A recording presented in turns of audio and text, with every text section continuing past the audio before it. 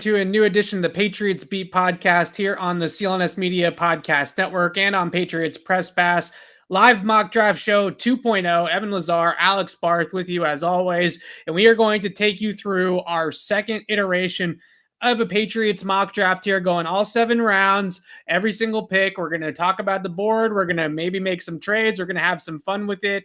But the main thing that we want to do here today, that I want to do here today, is make a pick at 21. Last time we traded out at 21. It was the right thing to do based off the way that the board went. But I would really like to see us try to make a pick here at 21 today if it goes our way and see where things go from there.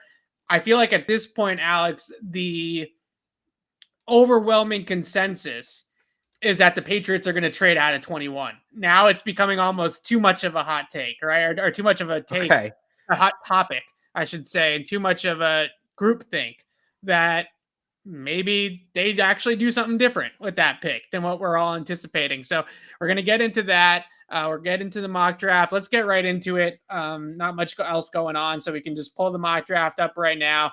And once again, I want to reiterate that the goal here is to stick at 21. But as we saw last time, it's not always as easy to stick at 21 as we want it to be if everybody's off the board. But go ahead, Alex, whenever you're ready.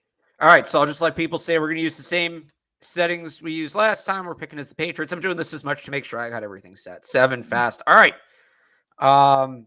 We're not trading up. We agree we're not. We'll do a separate trade up. Maybe that's next week. We will do a trade up mock draft. But let's see. Remember, last week we got no help from the board. None. Let's see how that changes a week later. Still okay. There's a couple of directions we could go here. Yeah, not as terrible as last time. No. I would say Jordan Davis going 20 hurts. Jordan Davis, Booth, Olave. So not as rough this time leading up, but still not ideal. There's Jameson Williams. Oh, yeah, but Trayvon Walker went very early. Look, I understand that people. Whoa, Ahmad Gardner second. Okay. I understand that people come at us about saying that too many guys are going to go and whatnot. The way the board played out this time, and just the people that are off the board going up at 21. This feels like every single time I do my own mock drafts or I run through simulators or we look at other people's big boards around the league, other people in media and their big boards. This is how the board shakes out. The Patriots are sitting here at 21 with Booth and Davis, and the Booth not always off the board, but I would say Davis, Olave, Jameson Williams, the top 3 corners, including McDuffie with Stingley and Sauce. Those guys are gone. They're just gone, right? And you get here at 21, and you're looking at some good options, but right now it feels like we're in another trade down scenario. As much as I hate it, I that's kind of where we're at. I actually wonder as I look at this board, we said we weren't going to trade up, and I don't think this is likely, but if things played out like this, Charles Cross falling to 13. Charles Cross is a consensus top 10 pick. Some people think he might be there's some people think he'd be the first overall pick in the draft. Yeah. If that elite tackle, we talked about this last year with Penny Sewell. Remember this? When we thought there was an outside shot, Penny Sewell might fall out of the top 10, and would Bill move up to get him? Now, granted, that wasn't as much of a move, but Charles Cross, if he falls that far, just Bill get on the phone with Nick Caserio, something like that. 13 is a high way up. I mean, you're giving probably a future first-round pick to get up to 13. That is true. I don't know if they would do that. The one conversation that I wanted to have here is that second name right here on the best available list, Nakobe Dean, which I wrote off as a Patriots target, especially in the first round. The optics of Bill Belichick taking such an undersized linebacker who's basically he's honestly smaller than Kyle Duggar. He's like more Adrian Phillips' size, right? Or Jabril Peppers' size, the guy, who they just signed. That's what we're talking about with Nakobe Dean. But now you look at the way that they've built this defense, especially at the safety position, Nakobe Dean might fit into that category of smaller, faster, more athletic players. There's a really wide range of opinions about Nakobe Dean in the league. Some people in the league think that he's only going to be a sub package player at the next level, that he's not going to be somebody that's going to ever really play on first down. Others obviously look at him as a generational talent and a guy that's just different, that just isn't really checking or fitting any boxes. How do you feel about the Patriots going to Kobe Dean here? Because he's definitely the best tape available, right? He's got the best tape of any of the prospects that are available right now on the board. So there's two other players I would go. First, I'm just going to look. People ask what wide receivers are on the board. Treylon Burks fell a little bit. Yeah. Besides that, I think it's pretty much chalk. I wouldn't be surprised if Burks is here. The two guys I would look at. So Elam, I think it's possibility 21. So this is the flip side of what you just said, right? We traditionally, I like to look at the draft. I like to, in terms of the Patriots, what have they done historically? Use historical context, apply it to the current board. And generally, you can get a pretty good feel for what the Patriots are going to be able to do when you do that. You may not be able to go player for player, but, you know, in the past, we would say, all right, big physical SEC outside corner. They have a need at corner. Elam's the guy. If they are going to go to this zone hybrid defense, then Elam doesn't make a ton of sense. Then maybe it's a guy like Daxton Hill. So if they are, if they want to have this, you know, multiple defensive sets, but still they're true outside corners, they need an outside corner. That would be Elam. If not, Daxton Hill would be the guy. But who I think they would pick here is, and I know Raymond's still on the board. I actually think Penning is a better player. Left tackle has been such a sturdy position under Bill Belichick. Outside of that 1 year where Wynn got hurt, they've really just had three players play that spot for the last 2 decades. Matt Light, then Nate Solder, and now Wynn. Those three guys have a lot in common. They're all high draft picks. Matt Light was early in the second round. Wynn and Solder were both first-round picks. They're all Senior Bowl guys, too. Wynn's in the last year of his deal. I'm not sure that he's a long-term fit. Trevor Penning is one of those more lean, athletic left tackles that they like. He's a Senior Bowl guy. There is a long-term need at the position. They like to stay ahead of things at tackle. I think the pick here is Penning. I actually agree with you. I think the pick here would be Penning as well. I don't love the optics of not going defense here and not going corner, but you made a compelling argument. The problem that I have with Penning here is, unless, and maybe we could do this, maybe not today because it's getting a little bit crazy, he's not going to play as a rookie. So you're basically telling yourself that you're redshirting your first round pick. Are the Patriots really in a position to be redshirting draft picks right now? They need guys that are immediate contributors. I don't know that it's a lock he doesn't play this year for 2 reasons. Okay. First off, we know, and he's a left tackle long term.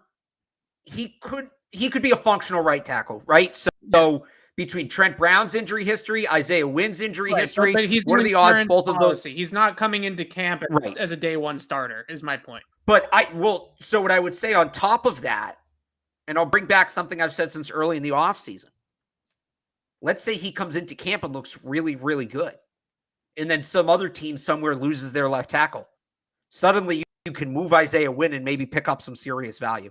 Yeah. I don't know that Isaiah Wynn is a lock to be if they draft Trevor Penning, I would call that an open competition at left tackle. I wouldn't lock it in that Penning is redshirting. I would call that an open competition. Okay, well, I like Penning's tape. He's a physical guy. He definitely has the grip strength and some of the athleticism that they look for in that position. He's nasty, got some of that mean streak to him. I don't love going tackle here. I really don't, especially in this draft. I think that there are options, third round, fourth round on the offensive line. You can get starting quality players. My vote here would be to trade back. Honestly, I know we said we weren't going to do that, but I would trade down. That's what I would do. I don't know. Well, let's see who we're calling. We have. Yes, we have. If we're trading back, we're trading out of the first round. Okay, well, I don't want to trade out of the first round. I think the sweet spot to me to trade back to, we've done this before, and we know that if we trade back all the way back to 32 like we did last time, we're going to lose Keir Elam, right? We know that. Here's the one thing I'd say, hypothetically. How dumb do we think Washington is? Because in theory, this pick could be insanely valuable. I don't think they're going to trade that pick. That could be a top 10 pick. All right, then I don't think just pick here. I think. Look, I guess we didn't talk about Linderbaum. If I get your concerns with Penning redshirting, Linderbaum might come right in and start. He's a center. If Bills talk, you don't think he can play guard? He's 295. He's a center. All right, fair enough. He's really undersized to play guard. He's a center. We could look at the edge group. Like I'm really high on Bowie Maffa from Minnesota. I think he's a good player. I think this is a little bit too early for him. I would say if we're going to go edge, they may see tremendous value in David Ojabo, potential top 15 He's going to be out the whole down here because of an injury. Yeah. Right, but so it's another redshirt thing again. But I could see them doing it. I'm saying I could see them doing it. Let's look at some of the teams in the 20s. Like I feel like we can manufacture a trade down here. We got to be able to. Like so we looked at this last time. I think is a nice spot, right? Like what if they have interior line needs? Like they could be coming up for Linderbaum. They don't have a second round pick though. Okay. But so unless we're adding future picks, this doesn't feel worth it. Why can't we do something like 26-90 and and try to stack some of their day 3 picks together, right? Or if you want to, because I want top 100 picks. I want top 100. But if you get some of those day 3 picks, then you can move those picks back up into the top 100, right? You can take 127, pair it with 131, and move back up like the Patriots. I would honestly rather do this at that point. All right, I guess we could compromise if you want to compromise and trade it for a future pick. Well, the way I look at it is like you're adding those picks to trade back in, right? So you can take 131 and maybe like 169 from them or something like that. But this is too much. They're giving up their whole draft to move up 5 spots. Yeah, that's too much. That's not realistic. You know what? Treylon Burks did fall. Do you think I think we traded with the Bucs last time, didn't we? No, I think we traded at 32 with the Lions. Something like that, like this. Yeah, I mean, look, the Patriots made us. I honestly think that if they're only moving up 5 or 6 spots, then I think only one pick is what they're gonna be willing to give up. Right? I think they're gonna give up 27 and 60. The Patriots moved back in the Kyle Duggar year from 23, and they got the Duggar pick, and then they got another day 2 pick, and that was it. And that was moving back 15 spots or something. So this is actually. Without 248, this is a 30-point overpay by Tampa. We would have to throw in something significant. We would have to throw in another top 100 pick. This is where we get stuck, right? Because this is just this board gets really, every time we run this PFF simulator, all the guys worthy of taking at 21 are gone. It's like, which is probably what's going to happen. Yeah, so now we're into this trade down. Let's look at one more team here. This would be 337. So the Patriots are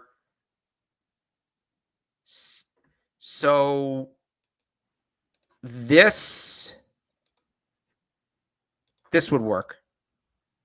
All right, although we're not adding any top 100 picks. I guess we are moving up from 80 to that still doesn't feel like it. You know what? We're trying to do what the Patriots would do. If the trade's not there, they'll just take their guy regardless of range. Who are you trying to trade down to get? Elam? Maybe we're going full circle. Maybe we should just take Elam at 21. I think like that seems to be the unless we think they're going zone defense. If they're going zone defense, it doesn't make sense. I think if this is the guy that we are trying to target by trading back, and I think we're getting way too into the weeds. I think we should just take Elam at 21. It's a little high, but I think it's worth it because we can't. This is what's going to end up happening, right? So let's do it. Elam at 21. But so we don't think they're going fully zone defense then? No, I don't think. What about Hill? What about Hill? I like Hill too, but I don't think they're going to take him in the first. I think that he would be another trade back guy. Okay. So I don't know. You don't think they're going fully zone? Because again, we're trying to predict what they're going to do. I don't think they would ever go fully zone. I think they're always going to have man principles. You're always going to need an outside corner. Like you're always going to need to have one guy that can go out there and match up. I like the idea of them getting Daxton Hill too. I do, but I think that's a trade down. So we could trade down further then. We could trade down to like Cincinnati again and see if we can get Hill there or to we could do that. Now we're in on 12 minutes on the first pick, so we've already technically we have 15. Right? Yeah. So we could go to Cincinnati. We could try to call Cincinnati or Detroit. Yeah. Does this work? Let's see here. 184 plus 175 is, I don't even know what that is. Do you have any idea?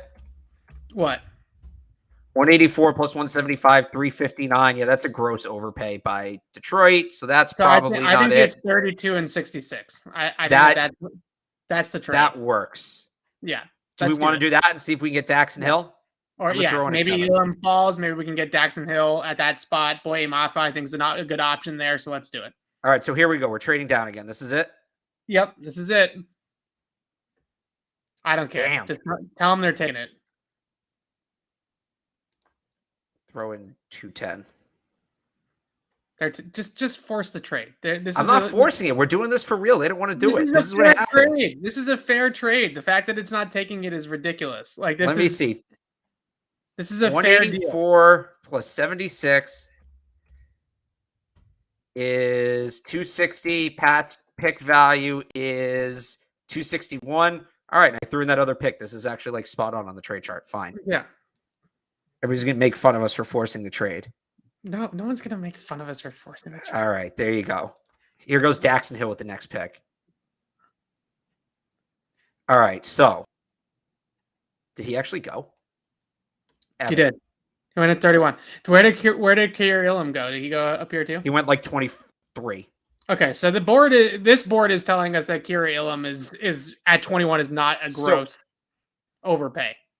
Just for future reference. And where did Penning went 22? All right.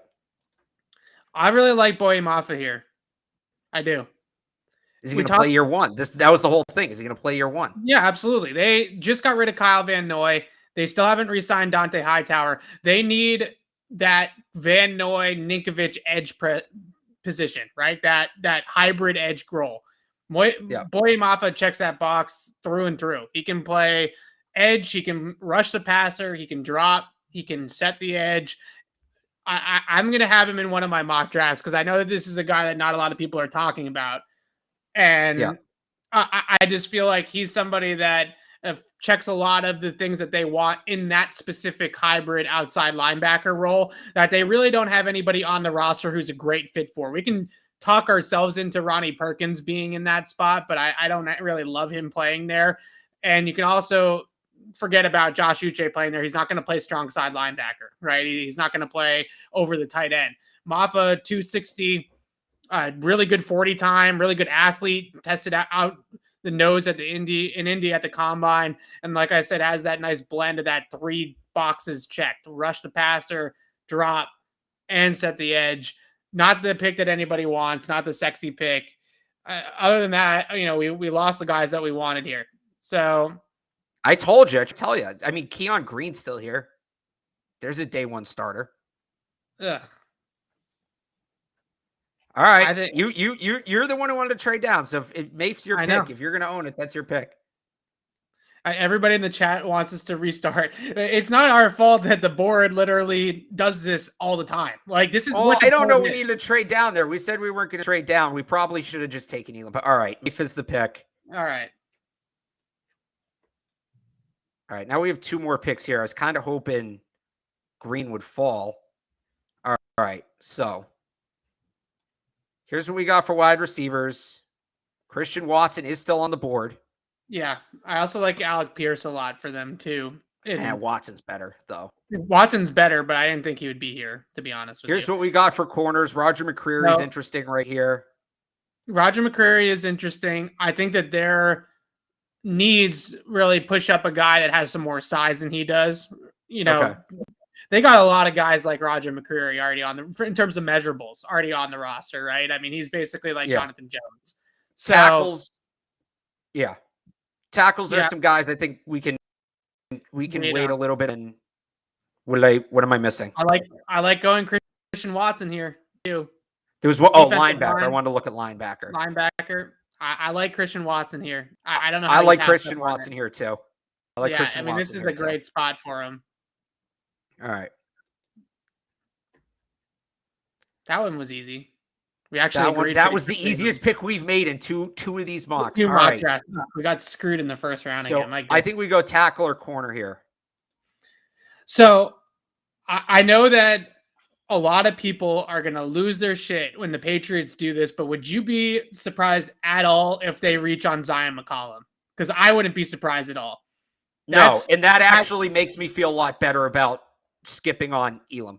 That's the type of guy that they reach on. A absolute stud at the FCS level, Senior Bowl, combine standout, amazing 3-cone time, physical, long press man corner, great ball skills, had 13 career interceptions at Sam Houston State, which, by the way, Sam Houston State, they won the national championship, I think, 2 years ago at the FCS level. It was not last year. Last year, defending.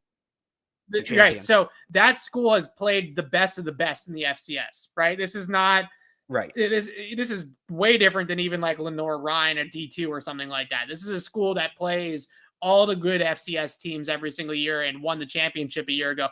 66 for a lot of the consensus is way too high for Zion McCollum, but I don't think Bill Belichick gives a crap about the consensus. So a couple things. First off, do you have that running tracker? We meant to put that up now that we've made multiple picks. All right.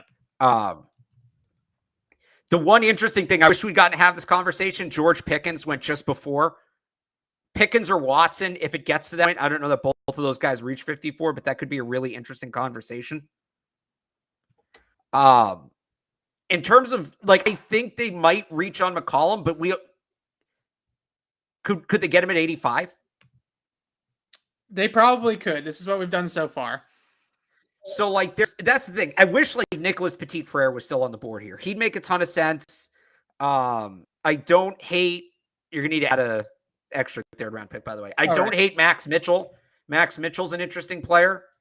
So, yep. Are you convinced the pick here is corner, or do we go tackle net? Because Tariq Woolen, like the description you laid out, Tariq Woolen fits all that, too. We'll get one of those two guys at 85. Zion's got better tape than Tariq. I think Tariq Woolen is way more of a projection than somebody like Zion McCollum is. He's someone that's straight up traits-based, right? So you're just strictly going on what he's got in terms of measurables. Whereas I think a guy like Zion McCollum, you can actually turn on the tape and say, okay, he does this well, right? You know, he's got this production. I think you could probably wait on Zion McCollum, especially on the PFF mock draft, right? I mean, I don't think he's going. Right. I also really like Sean Ryan from UCLA. This is basically turning into my mock draft that I'm writing up on Monday, though. So I don't know if we want to do that, but this is I could go tackle or corner here. I know is your boy Falele still on the board? I think he went. Yeah, he went. So, all right. So I think, we could do something like this. I'm not too if we like Zion McCollum, we did this in the first round, right? Like if we like Zion McCollum, we might as well just take. That's true. Yeah, we traded down with the. All right, McCollum's the pick. I think McCollum's the pick. It's early, but I think this is exactly what the Patriots would do. They would take a guy like McCollum early. I just want everybody to know, if you hate this draft, Evan has made the definitive pick on all three picks. If you like the draft, I'm not trying to get people to like my draft. This is Evan's show. I'm just a guest. Might happen. All right. Going down to 85 here. Oh, see here, Josh Pascal, Kirby Joseph, Sean Ryan. Those would all be good picks. Is Max Mitchell still there by any chance? He is. So I really like Mitchell. He's a 4-year starter. Swing tackle, can really truly play either side. The big knock on him is his footwork sucks, but the way they coach up offensive linemen. I would also say play strength. Like he doesn't pack a lot of heat. Well, I think a lot of that just comes from he doesn't have a sturdy base. Yeah. Like, yeah, he needs to get bigger, but that's fair. I said, how many times I say this during the draft last year? You get him in an NFL weight room and that concern's not an issue, right? Yeah.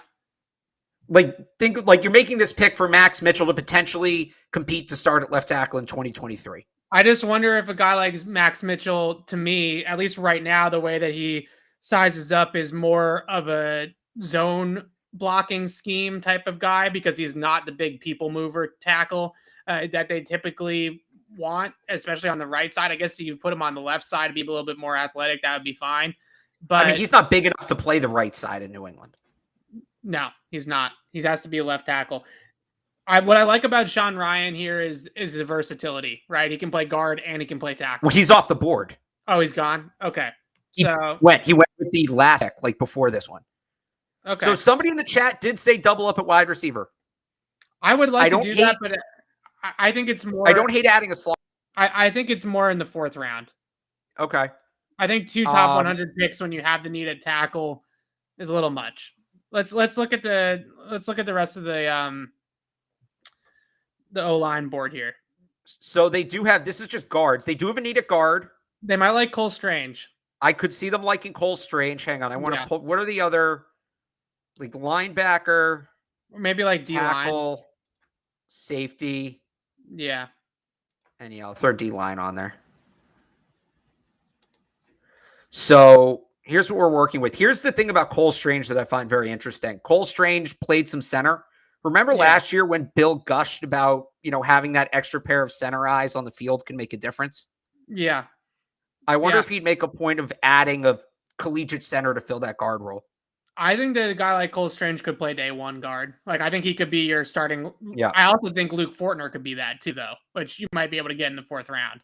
But I think, but our pick in the 4th round, it's not for a bit. That's Luke Fortner's right around 100. Strange is a day 1 starter, potentially. Like, you could get him into camp and he could be the starting left guard as a rookie.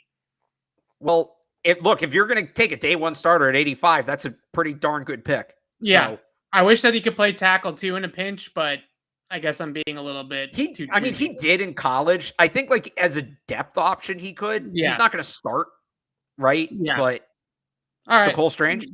Yeah, listen, I made the first 3 picks, so you've convinced me to this one. Can you pull up just refresh? I'm going to pause it real quick. The board so far, who we've taken. Yeah, I'm trying. There it goes. Unless this thing freezes. Nope. Yeah. There's a lot of open screens here, so. Yeah. All right. So here's what we did in the top 100. We still could use a tackle, a safety, a linebacker, maybe another wide receiver. Yeah. Yeah, I think I would love to get another wide receiver here in the 4th round if the board works out, right? So I think that would be a really nice pick. I also wouldn't mind going tackle and doubling up in the middle rounds on offensive line to kind of shore that thing up, right? All right, so I'll pull up tackle. I think we're good with Iowa, right? I wouldn't hate doubling up at corner. I don't know who's still here. Not a ton. I'm actually that's probably later. Tackle. I'm assuming Marcus Jones went, right, at corner? Yeah. Tackle. We'll take a look at the safeties. And I do want to see the wide receivers. Yeah, there's not much in terms of wide receivers right now, unless guy like Beau Melton a little bit later. But here's the next pick is until 170. This might be a spot for Beau Melton, unless let's see who's calling. So if we did something like 147, is that the all right? I'm going to move it up a little bit. 135. We know the Chiefs like to move, right? True. So what we're getting. So that's like a 4-point difference. So we could do. I mean, we don't really want future picks at this point. No, we got no need for them. It would be that. Right. I don't have any need for 6th and 7th round picks in 2023. Well, no, I'm saying, do we want to add more late pick? All right, so fine, like this. We're making a ton of picks at this point. I'm saying let's take future picks because we have too many right now. Okay. The other I would rather try to trade up from 170. Trade up from 170. Right? I was just about to say that. Okay, so if we're gonna do that to try to grab Beau Melton, who are we taking here? I think you got to take a tackle. A guy like Chris Paul is interesting. He could probably play 5 different spots. Honestly, I don't know if he can play center, but he did it at Tulsa. Yeah, but he's got tremendous versatility. What about Zach Tom? Like he's somebody who's been linked to the Patriots. probably fell a bit here. Yeah, I think similar. I think you could probably play him at guard or tackle. That's the type of guy I'm looking for. Like we drafted Strange to be the starting left guard, right? Right. Point blank. A guy that can play the swing tackle role now, maybe be a starter down the line. Zach Tom's got that type of potential. Just scroll down a little bit more on the tackles. Yeah, then we're getting into like the Cade Mays. Here's the thing. I like Cade Mays for that versatile role, just because you can get him so much later. I think a guy like Zach Tom or Chris Paul could start, which I think is what the emphasis should be here, right? They need to throw somebody at this that could potentially start in 2023 at one of the tackle spots. Well, so I don't think Chris Paul's a left tackle in New England. Zach Tom, I feel like, has more of a shot of being the left tackle, and I think that you got to prioritize that, right? Yeah, they also Justin Huron was a Wake Forest guy, wasn't he? So I think they like the Wake Forest O line at least a little bit to take one guy already from that. And that was a good team this year, actually. Yeah, I like Zach Tom. Let's do it. Okay, so to do this, I'm going to let it go like 10 picks and pause it. Who was calling us before? The Ravens have 2 picks right here. Let's trade with the Ravens. I think it was. So to get from 139 to 170, so we need we need to give them 10 points worth of picks. That could just be. I mean, it's basically that. Sure. Okay. I also don't need. I mean, like 217 has no value, right? I mean, I don't need 217. But it has no value where like it doesn't make a difference in the trade. Yeah. Even if we packed all of these, it would still be a significant underpay. All right. We actually may be able to get away with. We may be able to get away with this. All right, let's do it. Nope. How did they get that pick? When did the page? Oh, that's Shaun Wade, isn't it? Yes, it is.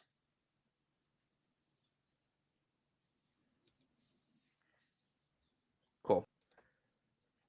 So I think Beau Melton here. Yeah, I like that. He's a guy I could see up to get. He's a slot receiver, which Jacoby Myers in a contract year.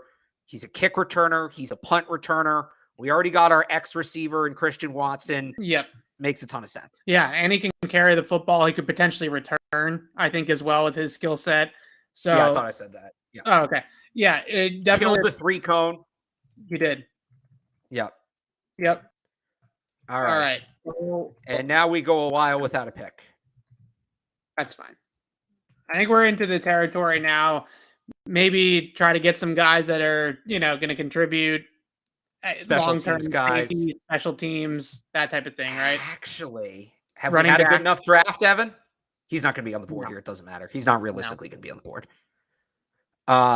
So let's look at these are the positions like I like on late on day 3 here. I'm going to pull up running back. I'm going to pull up safety. See, maybe a defensive tackle. Yeah, we took an edge rush. We took Mafe. Yeah. Mafe, is that what it is? Mafe. Okay. I think it's Mafe. So I wouldn't hate adding a like nose guard here. I don't really see that guy right now. Maybe we get him in a little bit. None of the nose guards are here. What happened? Where did Marquand McCall already go? I mean, this would be perfect. This is a great spot for him. Yeah. Yeah. No, he went. Where did he go? He obviously like just went. No. Yeah. 190. Yeah. Okay. What about Noah Ellis from? Sorry, who are you going to? Noah Ellis off board. I like him too. What? I've got a really interesting pick if he's here. He's not. Hassan Haskins would be a very interesting pick right now. What was there for linebackers? I mean, it's probably a little early for Nate Landman. He's going to come right in, contribute on special teams. We have all 3 of these picks, right? So we don't need all 3 of these picks, to be honest with you. We got them, so whatever. But I don't know. To me right now, you're looking for potentially a third down running back, potentially a safety that can play the deep middle, and maybe another corner, like we doubled a wide receiver. Right. Okay, let's see who's here for corners. I don't hate that. Nobody here really does it for me. It looked like Barnes was still there, right? From Baylor. He's just fast. This would be a really interesting pick. I like Caleb Ellaby. He's kind of Mac Jones. If you're going to move on from Stidham and you want a potential long-term backup, we could probably move back for that. Who are you saying was still there at corner? Kalon Barnes? Yeah, he's just fast. His tape is nothing to be too excited about, but the guy ran like a 4.24 or something like that. Right? I mean, he's just absolute burner. JT Woods here? I mean, it's probably a little late. I don't think realistically late. I'll take him. I thought he would be gone. I didn't even realize I thought he would be gone too, but listen, we've taken some liberties with some of our other picks to make them more realistic, right? So I think we can take one guy that's a little bit later than where he's probably going to go. All right. JT Woods. How many guys have we picked? Can you pull up the... Again. What we got? 7. All right. So we're going to end up making... Actually, I wouldn't hate trading one of these. 9 picks is a lot. Yeah, I don't really think we need the 217. I don't know. We could just dump it for a pick next year or something like that. That's what I'm thinking. If you want to get fun with it. So, okay, here's a really interesting one. Chig Nkonkwo is kind of like Jonnu Smith. He's a move tight end, H-back type, really good with the ball in his hands. He's 6'2", so he's not like a big guy you're going to run the seam, but if they're going to go that route, right? If they're going to, and we think that they might add, like the fullback position may not be done. It might just be done as we knew it. This would essentially be, this pick would be, if they're not going to use Jonnu Smith primarily in that role, this pick would be, hey, Dalton Keene didn't work out. Here's a guy with a similar skill set that maybe can fill that role. Yeah. So I'm assuming Christian Hayward's gone, right? Oh, I don't know if so Christian Hayward would be Christian. It looks like he is. Yeah, he would be Connor Hayward. That's what I meant. Connor Hayward. Connor Hayward here is really interesting too. But Connor Hayward, they're going to trade back to the 7th for Connor Hayward. Connor Hayward is more of a fullback. Like he's not. You're going to get got some Swiss Army knife to him though, right? I mean, he's got some athleticism and some pass catching ability. Like I think he would just be a guy. On top of the fact that he's got the pedigree and the off-field character and all that kind of stuff, he just feels like the type of guy that they would like, right? Just one of those football players. Well, so then why don't we do this then? Why don't we do that? Just move back to the 7th round and get him and pick up a future pick. We're probably going to lose him in knowing our luck, but yeah. We need a team that actually has a future 7th. The Falcons. Maybe the Falcons want to move up. We do love trades. They don't have a 7th. We love trades. Guess the Chargers have a bunch of 7ths. Bill Belichick. A lot of trades.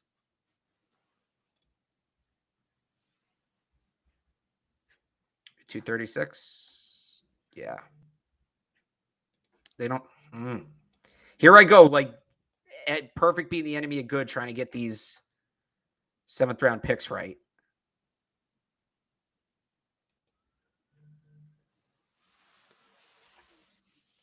One day we will make everybody in the chat happy with our draft. I know it. One day. Right.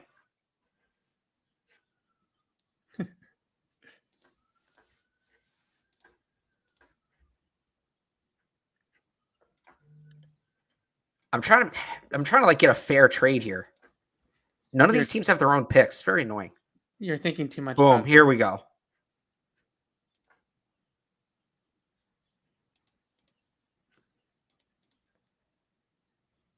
All right. You know what? Just force it and let's move on. All right. I'm just going to do it with the Lions.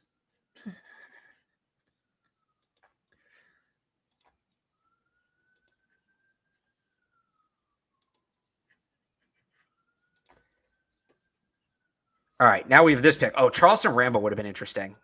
So here we are again. Maybe this is where we take Nate Landman. Let's take Nate Landman. Special teams contributor. Did we take him last week? I don't think so. think we did. We're still in the 6th round, right? Nate Landman. Yeah. Are we taking Nate Landman? Is that the pick? Yep. I already or do we want a running back here? Hang on. Nope. Running backs are here. Nope. Yeah, no. Nate Landman's the pick. Nate Landman. He's going to play on special teams. Perfect. Christian Watson's name is too long. And then I just want to, like, he's realistically going to be here. Okay. Yeah, no. All right. So we're taking Connor Hayward. Yeah, I like that pick. I still don't think that they're going to go completely no fullback whatsoever, right? Like, I think I agree with you.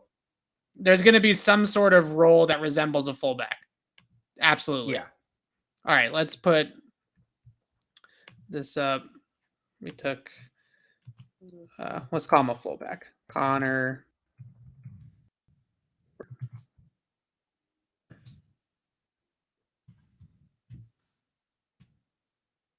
There we go. All right, there's the draft. I know everybody. Got another B minus. Hey, look, I'll take a B minus. I think a lot of people are sleeping on Boye Mafa. I don't think you watched him, quite frankly. If you think that guy is not going to go in the top 40 of this draft, really intriguing player. Tested through the wood, through the nose. 9 point. It's good if you want to pull it up. 9.92 RAS out of 10. All right, 4.53 at 261. Guy's a great athlete. What they were asking him to do at Minnesota is actually a little bit unconventional. They had him essentially square to the line of scrimmage, right? So instead of having it 1 foot in front of the other and kind of in that staggered sprinter stance to come off the edge, they had him square to the line. And that really gave him a lot of trouble cornering, right? Because he's starting basically at a disadvantage. So once they get him in standing correctly, and this is probably just what they asked of him at the coaching staff asked of him, right? Is to line up like that. Right. And once they get him to line up correctly, you look at the way he moves, the way he does corner the edge when he's given those opportunities. He's a guy that can get after the passer. He's also somebody, I mean, PFF gave us an A for taking him at 32, by the way. Just saying. He's our best. All right, pick. But they also gave us an F for taking Beau Melton at 139. So yeah, maybe they think we're a little too high on Beau Melton. They're too low. I like Moffitt. I think he's going to be somebody that, again, plays that Kyle Van Noy role. They have not gotten somebody that can play that role. And we've seen over the years, Alex, how important is that role in their defense, right? Whether it's Van Noy or going back to Rob Ninkovich, Dante Hightower has done it a little bit. That's the type of role that they really need to have in this D. And I think Moffitt can do it. We like Christian. I think we both like Christian Watson at 54 in particular. Where's the guy in the chat who comes in here every single week and demands we take Christian Watson at 21? Yeah. We finally took him and he's not here. I know. Come on. You missed it, buddy. That? Yeah. So this is, I mean, just immense high upside pick. Like that's what that is. And look, if he doesn't work out, Nels Nagler's on a 1-year deal. You revisit it next year, but the upside's tremendous. I think outside of Jamison Williams, Christian Watson may have as much upside as any receiver in this draft. I think his floor is a little bit lower, but his upside is, I mean, athletically, he's off the charts. So what really swayed me on Watson had nothing to do with his combine. When I was watching him on tape, it's actually the ball carrying. They would use him on jet sweeps. They'd put him in the backfield sometimes and hand him the football. The Patriots would or North Dakota did? North Dakota State would. Okay. Because I was going to say, we said they were going to do all that with N'Keal Harry, and then that never happened. Most importantly, the reason why I liked it so much was because you saw how loose and fluid of an athlete this kid is, right? Sure. He's not that stiff, upper, rigid, high-cut player. He's somebody that can sink and can get low and can make moves in the open field. When I watch a guy like N'Keal Harry in college, or I watch a guy like Treylon Burks, I see robotic, I see rigid, I see stiff, right? Christian Watson's, he's got some fluidness to him. He can move around, he can wiggle, he can cut. I think that he's going to be a lot better route runner than people think. And then he also got the speed and the size to take the top off the defense. That's what they're looking for. They're looking for outside receiver play that can stretch the field, that can create explosive plays and upgrade that X spot. Not just because Nelson Aguilar and N'Keal Harry aren't cutting it, but also because those two guys are free agents at the end of the year. So they need somebody under contract that can play full-time on the outside past 2022. So I think Watson's one of those guys. Yeah. That's a real future pick. That's a real, you ideally fringe top 50 pick. You want him to contribute in 2022, but that's more about 2023, 2024. Yeah. So we also had an opportunity there to maybe get Alec Pierce from Cincinnati, who's kind of to me is like the plan B Christian Watson, right? Like Christian Watson's already off the board. I think Alec Pierce would be a really nice pick there as well. Zion, I don't care if they gave it a D- because I don't think Bill Belichick's going to care. Yeah, I think we need to explain this pick to people. This is Kyle Duggar again, right? Like this is exactly Kyle Duggar again. Not the player, not like the skill set, but the situation. The situation, exactly. A lower level football, dominated at that lower level, went to the Senior Bowl, held his water there, right? I wouldn't say he was necessarily great at the Senior Bowl, but he wasn't terrible either. And then he goes to the combine, a 6.48 second three cone. The fastest three cone time at the combine this year belongs to Zion McCollum. When you watch him on tape, a really, really good press man corner that can find the football. It has really good on-ball production. 13 interceptions, uses his size, uses his length. This is 30 picks too early for Zion. What do we take him at? 66. It's early. They don't care. If they like the player, they would take him at 66. I think a lot of mock drafts will have him at like 90 something, right? I don't think that they care. And again, let me remind everybody, we're not doing what we would do. We are doing what we think they will do. Yeah. And McCollum is there kind of like McCollum is a guy, ideally, like JC Jackson. You're going to put him out there on the team's best receiver. He's going to beat the crap out of the guy for 60 minutes. You're not going to have to worry about him. That's what McCollum projects as. There's only a handful of those corners in this draft. Some of them the Patriots just aren't getting. Stingley, Gardner, Patriots don't have a shot at. I think Booth is that guy. It's a coin toss. If he was there at 21, we would have taken him at 21. We wouldn't have hesitated. But he wasn't there at 21. Elam's the only other guy who's fringe. I don't truly know how much of a gap there is between Elam and McCollum. I just don't love Elam at 21. I like the player, but what I saw out of Elam on tape was that anytime a guy that could really cut at the top of the route and really break, especially on in breaking, he loses them, right? He's a little bit stiff. His hip transitions are not as smooth as you would want them to be. And I get that the measurables are good. I get that the combine was good. He's got that alpha demeanor, which I really like about Elam, but he's got some flaws about the way that he moves on tape. He is not as perfect as a lot of people think he is. And I think 21 was be a little bit too high, but what we've seen with the PFF mock draft simulator is every time we trade down out of 21, he's gone by the time we pick. Right. So that seems to be that 21 to 28 range, I would put it at.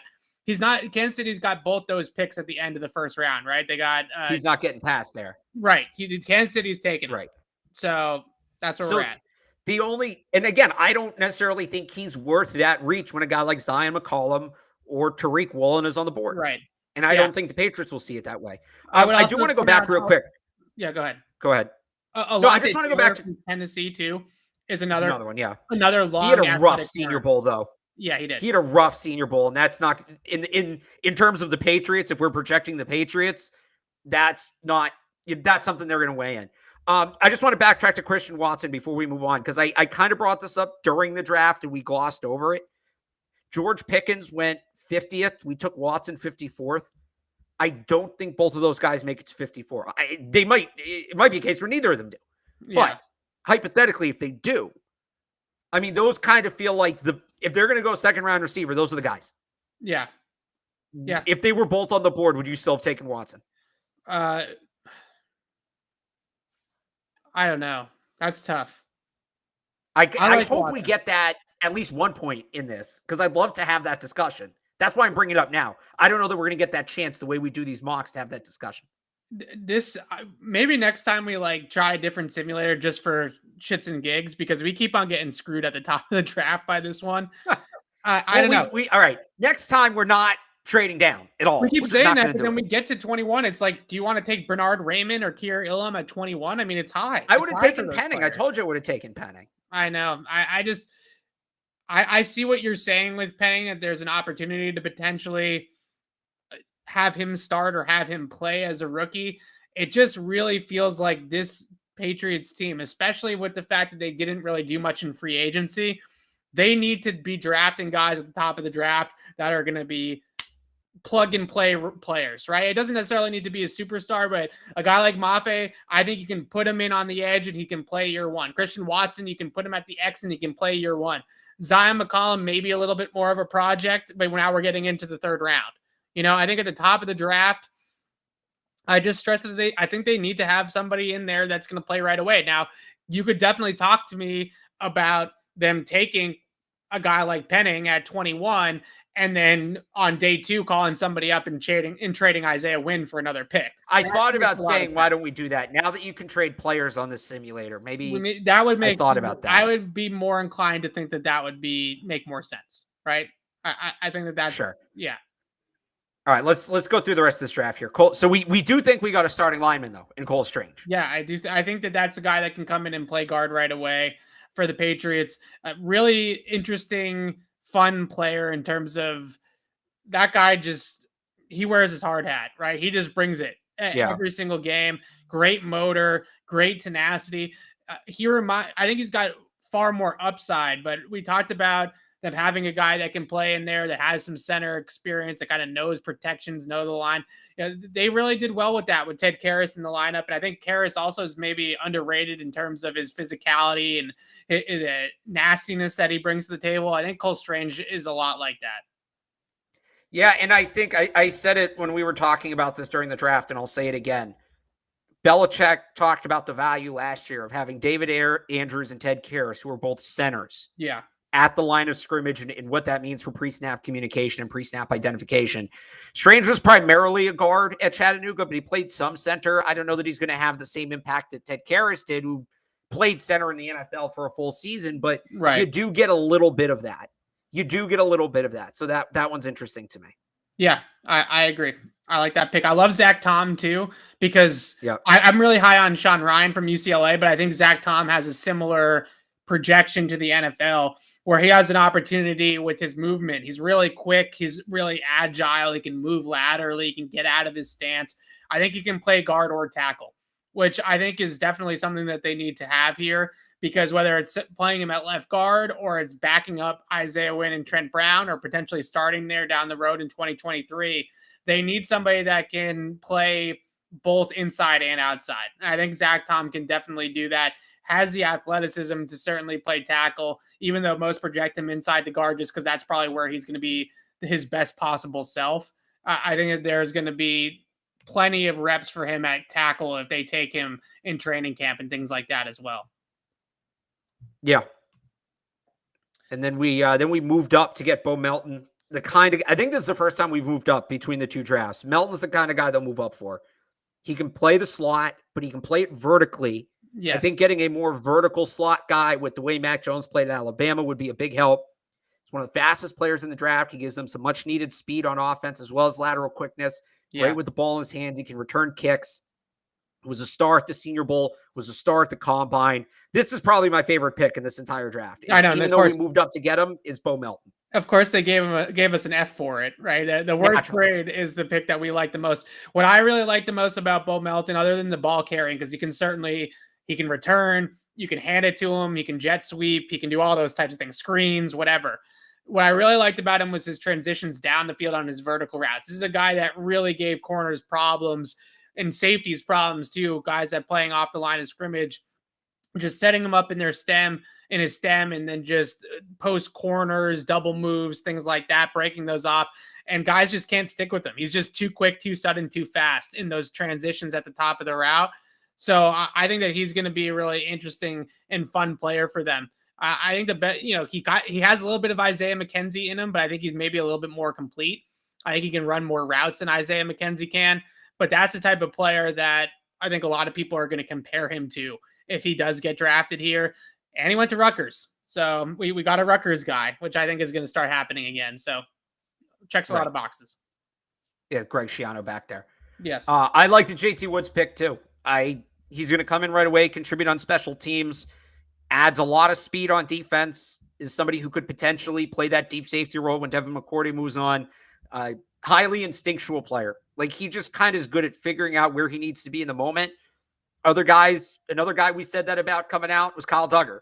That was the big thing that stood out to me about Kyle Duggar, was he could just see what was in front of him and recognize where he needed to be. And then Woods is a very good athlete. He's good at getting there. He can still get baited at times, which is kind of why he's going to fall. He's still a little raw, but I love the idea of Woods working with Devin McCourty for a year. Yeah. And kind of seeing the player he is after that. I think he could be something. When you play deep middle, you want, obviously, range is number one. You got to have the sideline to sideline range, and he's got that. But he's also got really good length too. He's long. He's got a big wingspan. He's taller. He's got a pretty good vertical too, if I remember correctly from the combine. So he's somebody that I think can potentially be that center fielder, range over, make plays on the football down the field. If anything, if he's not a good Devin McCourty, he's Duron Harmon, right? He's somebody that can play that role in more of like a dime package situation. I think that's a really nice player for them to have. Interesting comment in the chat. I didn't even realize this. We didn't take anybody from Bama, Georgia, or Michigan. Yeah, didn't fall that way. I don't know. It really didn't. Hassan Haskins at the end would have been interesting. Yeah. That's the one, but we just missed him. Nate Landman. Special teams contributor right away. East to west linebacker. Another very instinctual player, multi-year captain. He's on the smaller side. I don't think he's necessarily going to be a defensive player year one. You kind of hope he grows into that, but Nate Landman screams the kind of guy who's going to come in and contribute on special teams for 10 years. He kind of reminds me of Nate Ebner. I think he maybe has some more versatility. Like, I think he maybe could develop a role as like a third down coverage linebacker. Is going to give you like 20% of snaps on defense within 3 or 4 years. But he's going to come in and contribute on special teams for a long time. And he's going to be a high character guy in the locker room and all of that.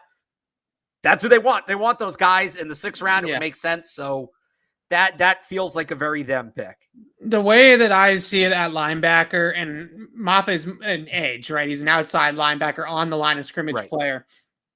With off-ball linebacker, all of us are clamoring for McGrone and McMillan and all these guys that they already have in the building to get a chance to play. So to throw another developmental 3rd round linebacker pick like a Troy Anderson or a Channing Tindall I saw in the chat, or one of those guys, I mean, isn't that just, are we just redoing it, right? And I understand that more bodies, more potential darts at the board is not necessarily a bad thing, but eventually they actually have to play some of these guys and, actually do something with them, right? So taking all these guys and continue to take all these guys, I just don't see it. If they go in the 1st round and Devin Lloyd is on the board, or they're sold on to Kobe Dean, or they feel really, really good about somebody like that, that's going to be, they're going to draft him. He's going to be Dante Hightower, right? He's going to be an absolute game changer for them.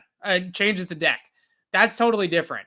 But taking another one of these guys that maybe is just going to kind of be in that mix with McGrone and everybody else, I mean, I just don't really see the point. That's where I'm at with it. I think we've talked about this in terms of the to-do list, in terms of the needs. They certainly added some needs this offseason. Guard became a need. I think corner is more of a need now than it was coming into things. The one position I think they've done a pretty good job of addressing is linebacker, between bringing in Mac Wilson, bringing back Juwan Bentley, some of the internal additions they'll have, McGrone, McMillan. Like, I think linebacker may be all right. I really do. If they don't go linebacker coming into this, right? I didn't think they were bringing Bentley back. Obviously, Mac Wilson wasn't on the radar.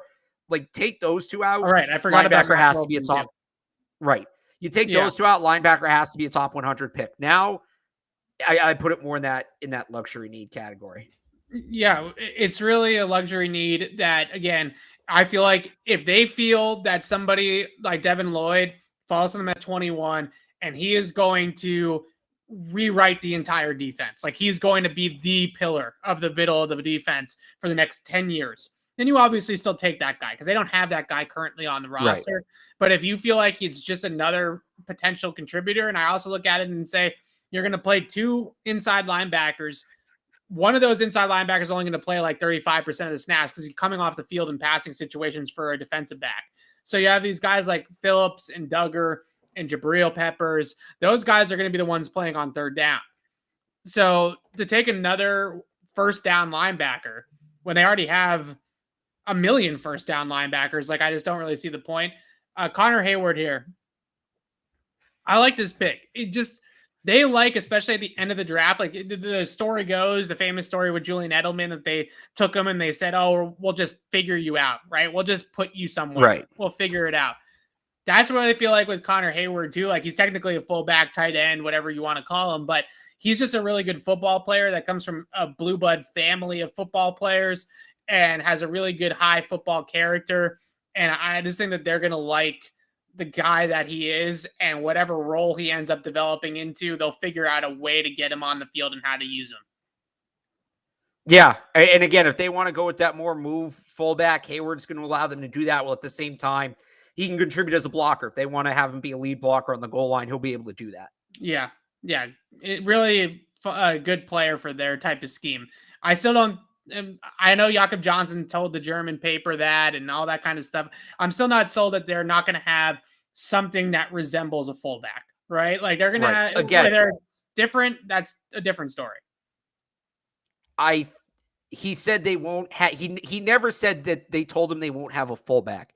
He said the exact quote is translated. I can't read the actual German, but the way it was translated was Jakob Johnson said they won't have my position. That doesn't necessarily mean fullback altogether. That could just mean blocking fullback. And in that case, Connor Hayward is the kind of guy you look at. So I think as we wrap this up here, my question would be, and we've talked about this big picture for the offseason, they need 3 to 4 immediate playmakers out of this draft. 3 to 4 year one immediate playmakers. Did we get 3 to 4 potential rookie playmakers? I think we might have. I think we definitely got 2. I think Mafe and Watson will contribute. I'm higher. I don't know Watson. I don't know. I could see them burying him behind Aguilar. I think the 2 we got. I think he's better. He's going to be better than Aguilar real soon. Yeah, I think Strange is the other one because he's going to be a starter. Yeah, he'll be a starter. I still think that Zion McCollum will have a role maybe later on in the year. Maybe that's somebody. I'm talking Mac Jones, Christian Barmore, Ramondre Stevenson level contributor. This draft, how many of those guys did we get? I don't know if this draft hits that nail as hard as they did last year, right? I think that this one's a little bit more developmental than what they had last year. That's not what they need. No, it's not. But I think what we go back to, and I keep on saying it. I don't care. I'll keep on saying it. Whenever you run these simulations, do it yourself. Like, don't even use PFF or Draft Network or whatever. Just run through the draft yourself and try to see what you think teams would take and what you think teams would do. You're going to find that more times than not, the guys that everybody's swooning over for the Patriots and dreaming about for the Patriots at 21 just don't make it to 21. Like Jamison Williams, Jordan Davis, the top 3 corners, Devin Lloyd, Trayvon Walker, like these guys just don't make it to the 21st pick. And when they sit there, like we sat there the last 2 mock drafts that we've done here on Pat Speed, we've been in the same spot both times. That all of those I would call those guys like tier 1 prospects, right? Usually you have a board that there's like 17 to 18 first round guys, right? Those guys are all gone by the time we get to 21. The only guy that I think that maybe gets taken a little bit earlier in these mocks that I don't know will necessarily be drafted that early on draft day is Andrew Booth Jr. I think he might have a chance to get there to 21.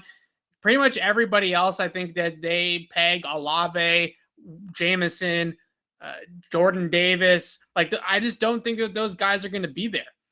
And those are all the guys that everybody wants. Like, if we put, Chris Olave's name there at the top of this list and everybody's like, oh, great draft, guys, right? And it's just not realistic. Like, I hope it happens, but I just don't think it's realistic. Yeah, and again, I'll throw a disclaimer out here one more time. We're trying to use historical context and the information that's available to project what the Patriots will do. It's not necessarily what we would do. And this feels kind of like how they'd approach it. So. All right. Well, we will have another mock draft next Thursday. We'll try to do better for all of you haters in the chat, and we'll see what we can do there at 21. I want to take somebody better at 21. Like, I not better, but you know what I mean. Like, I want to take a splash. I want to take Chris Olave. Right. I want to take Jordan Davis. We'll hopefully get it into a simulation eventually with PFF where one of those guys is available. But for right now, it just doesn't seem like that is happening. And I think that these picks that we made here today are guys that you can look at and say, this is your role. And I think that that's sort of what the Patriots do, right? Like Mafe, we know, strong side, outside linebacker. Christian Watson, ex-receiver. Zion McCollum, outside corner. Cole Strange, left guard. So I think that we have those hit there. I think maybe we could have done a little bit better in terms of the day one immediate talent that we got, right? And that will be maybe a little bit more of an emphasis next week. But Tuesday's show, we'll do news, notes, Patriots stuff. We'll look a little bit more at the positions in the draft too. I want to start doing some positional previews. We're going to have some guests on with us, hopefully, to be able to do those previews with you guys. And then Thursdays, we'll stick from now until the draft with these mock drafts. So you can come back next Thursday. We'll do mock draft 3.0. We'll do another one of these. And hopefully we won't have to trade down. Hopefully we'll get somebody that we can stick with there and take at 21. But until then, signing off for Alex Barth, I'm Evan Lazar. Thanks for watching, everybody. We'll post this clip or this draft on Twitter as well, and you guys can kill us there as well. But thanks so much for watching. We'll see you guys next week.